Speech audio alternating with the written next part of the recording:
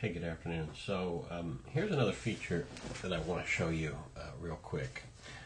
This is what's called TopSites, and it's in Safari. It's Safari the browser. So in OS 10, you're in Safari and you're working, and let's say you wanted to add a site into TopSites. Now TopSites is basically a page where you'll be able to see little representations of various sites that you visit. Now, the confusing thing about this, and I just noticed this in with respect to documentation, is if you look down here at the bottom where it says to add a page to TopSite, to drag its address to this window. Well, one would think that if you pasted an address in here and then took that address and drug it to the window, oh, well, actually it worked this time, so that's kind of bizarre. So this previously did not work, and now that it does, that's good.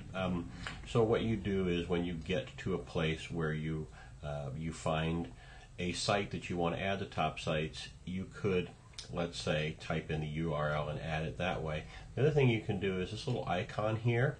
You can actually drag a URL and drop it on top of it. And when you do that, and then you press this, that window will show up in TopSites. You can click on the window and there you are. You can click and go back and see this view. You can also see these things larger or smaller. Once you fill up the window with various things, you'll be able to see them at different sizes because they will the icons can either be big or small. So you just continue to drag and fill things in. If a site needs to load, it will load up. That was the loading time there just a minute ago. Let's say I wanted to add my Facebook page in here. I could do that very quickly as well. So that's kind of cool. And you can actually lock these things eventually as well. You click the edit button. You can sort of put in these push pins.